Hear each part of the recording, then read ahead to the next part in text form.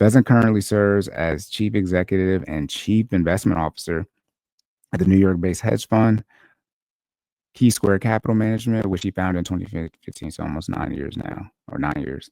Before establishing, this is a hedge fund, by the way. There's an executive at a hedge fund that's going to potentially be our new Secretary of State. If there's ever a sign this country's going to get ran like a business, so look, as I said in 2016, wake up, go to work, come home.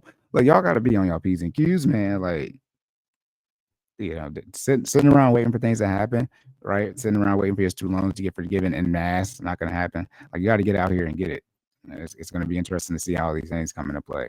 Before establishing the hedge fund, though, Secretary Bessent was the top investment officer for Soros Fund Management investment firm that manages assets for billionaires and liberal mega donor George Soros. So he looks like it's trying to say he's not a. I mean, he was the lead person for Trump's campaign fundraising, but he's coming from being the top investment officer at a fund where a mega donor was liberal. It's named after a liberal.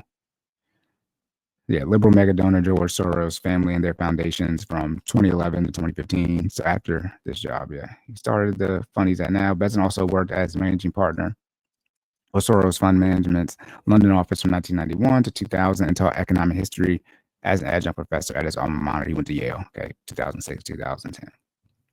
All right, so as far as resume here, people. Some people were clowning the Secretary of Defense pick that Trump had, even though he was officer in the military and a combat veteran, right? But we got somebody here. I mean, what job should you have that qualifies you to be Secretary of Treasury? Let me look up Janet Yellen.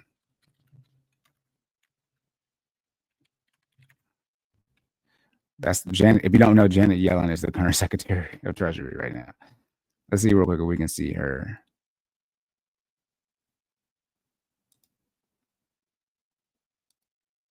And Janet Yellen was previously the got that right?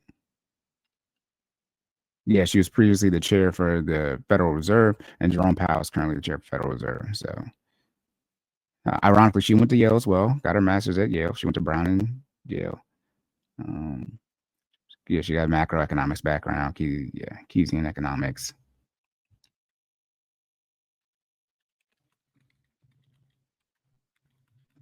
So my guess is,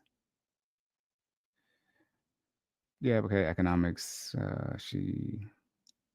Economics background as well. So again, here it seems like, at least having the economics background. Ironically, they both went to Yale. So I have two consecutive Secretary of Treasuries that went to Yale. So let's see how Yale will help us with the economy here. During a Fox Business interview after Trump spoke at the Economic Club of New York in September, Bessent was asked what he liked most about Trump. I think, this is Bessent speaking here, I think it's the meddling of economic policy with national security. Interesting. Too bad there's only one more paragraph of this. Economic policy and national security are now inseparable, as I just spoke about. Possible World War III kicking off. And Donald Trump understands that, Bessent said at the time, adding that Trump's vision was a formula for independence in energy manufacturing for getting our finances in order. Some Trump allies had worried that Bessent was insufficiently supportive of the tariff agenda. He suggested the tariff threats are a maximalist negotiating strategy to secure better free trade deals, and he has expressed concern about flouting World Trade Organization rules. I think that's, again, the balance. President Trump is not going to be the perfect president, right? Regardless of how good or bad you think it's going to be. But again, as I was saying, it's okay for there to be some balance within, his picks. So if we have a Secretary of Treasury who, was his top, campaign fundraiser, has investment, hedge fund background, things of that nature, but it might be with Trump on the tax side of things as far as the tax cuts, but not with Trump as far as how to implement them in relation to here speaking about the tariffs. That is going to create some balance, and you could see where if the tariffs are not working in our favor, right? Because there's no, if you know anything about economics, it's just all theories, right? If there was a way to make the economy better, people would just do that, and then the economy would get better. That's not how it works. On top of us having a global economy, but this last paragraph is sort of leaning to, hey, maybe Secretary doesn't will at least be, somebody can be like, hey, President Trump, like that's not going to be the move there. I think that I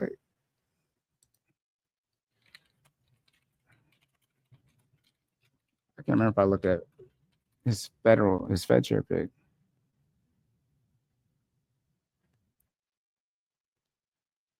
Okay, yeah, they haven't picked it yet because I don't even know why I said that. The chair for the Federal Reserve is not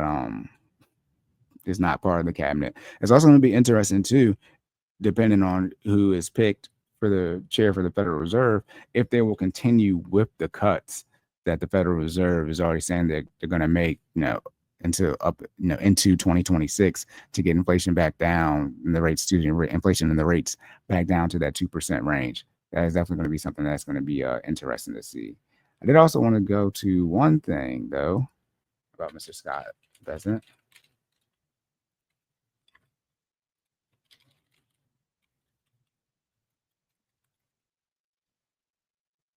Because I think this is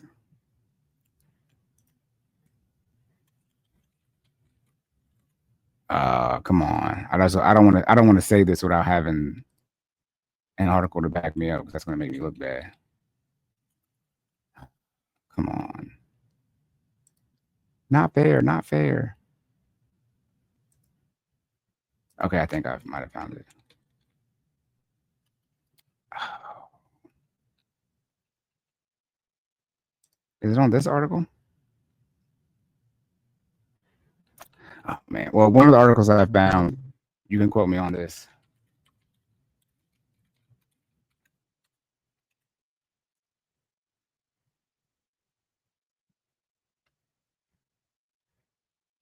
There we go. I think I found it on Forbes. There we go. Let me share this because I don't want to make this statement and it not be true. So let me just.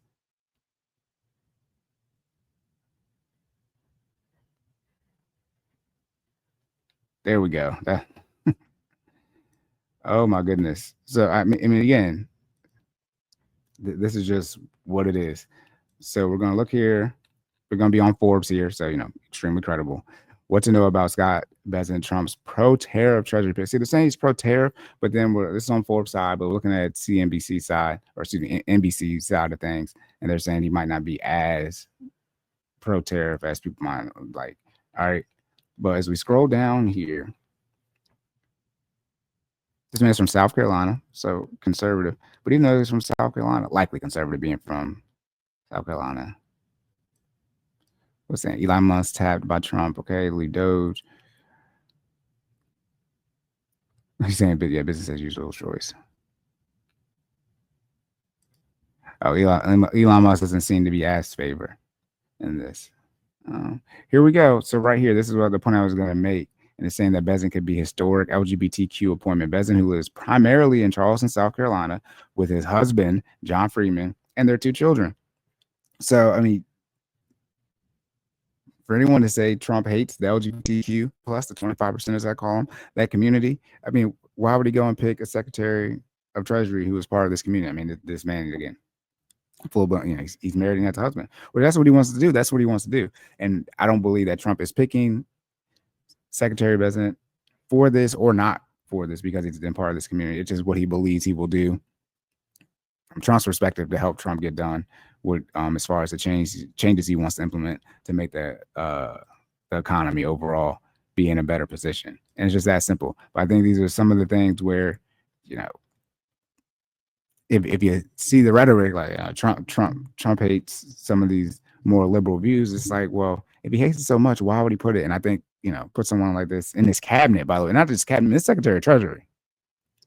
All right. This isn't like, Secretary of Transportation. Isn't that what the current one? Not education, transportation.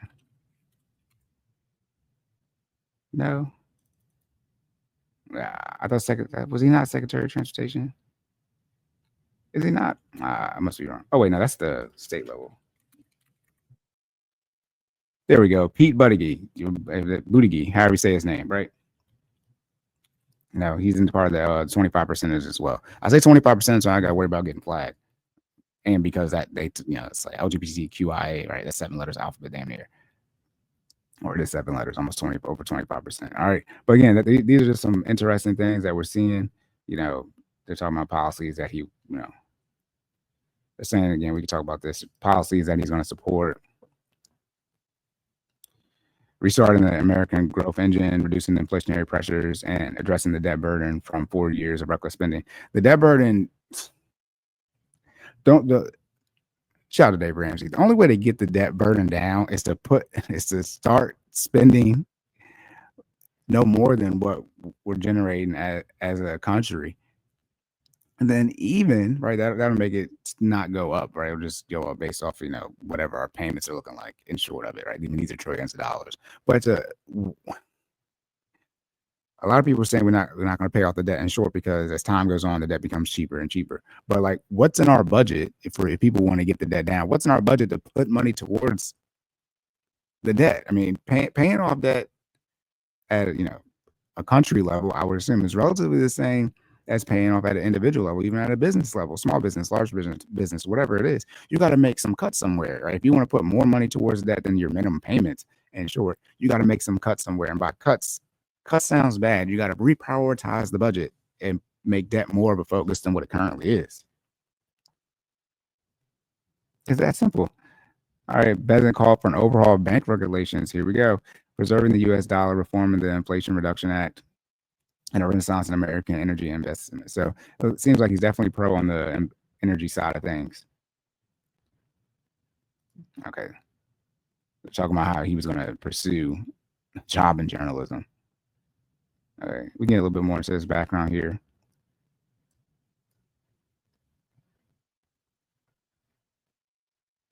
So potential pick, which Elon Musk was talking about, was private equity billionaire Mark Rowan, Cantor Fitzgerald, CEO of Hardwick Lutnick, Trump's pick for Commerce Secretary. Okay, so Cantor Fitzgerald is going to be his secretary, a Commerce Secretary pick. And Kevin Warsh, Federal Reserve 7-person board of governors from 2011. Okay, Bessent will succeed former Fed chief Janet Yellen, who he overlapped with at the Fed as Treasury Secretary. So it looks like he spent some time in the Treasury as well. I mean, yeah, in the Fed as well. Okay, this is not cool. But just to give people the credit, at Forbes, what to know about Scott Bessent, Trump's pro tariff pick. This is by Derek Saul, Forbes staff. This came out on Friday as well. All right, is that Friday? Yep, that's Friday as well. All right, y'all, that's it. Locked and loaded. End of the episode. Remember again, necessities, debt payments, investments, lifestyle. I think the pick is going to be what it's going to be. There's going to be good things that happen and bad things happen. I think some people get so hung up, on the pros and cons. At the federal level and how things truly impact you. Like something that's going to impact you is like what's going on, over there in Eastern Europe. Those are serious things, but it's going to go up and down, right? Because in 4 years, let's say the Democrats win in 4 years somehow. I don't think they would because at least as of right now today, November 25th, 2024, because I think their pipeline is just jacked. But let's say they win. They're going to do everything they can to put people in place to likely undo all the stuff that Trump is doing, right? And that's what we do. We go this back and forth of like trying to move the country forward, but like presidents coming in and undoing things other presidents did or leaving some things in, but, redisguising it, with their flavor. Like it's all these things instead of saying like, what do we want done? Like, what are the things that are not bipartisan? It's things that need to be done for our country to move forward. And I think things like national security or border security and the economy. I think those kind of 2 to 3 things are like it. Everyone should want the economy to go forward. Now, how that impacts you with the advancement in technology, right? If you understand economics, advancement in technology, how people lose jobs, all these things, that's one thing. But we should, and then education as well. Education is always at the foundation. But also making sure we have a pipeline to get people to build new things and to be prepared for the new technology that is coming. So we're not in a situation now where we have all these people, millennials, Gen Z, even some Gen X, where they're just not ready for the new technology that's coming forward. They have no skills to do anything. And so we got more technology to put in theory to decrease the amount of physical labor jobs we have. So what do we do with those people? Well, we hope those people have been making the financial decisions to sort of prepare for not only a transition financially, but also be in a situation where a quote unquote pay cut, if they end up having taken that, isn't that big of a deal. But you should always, like, Gen X is really going to be the last generation where they're really expecting, like, dang, you get into your 40s and 50s and not expecting to like have some shift when it comes to working.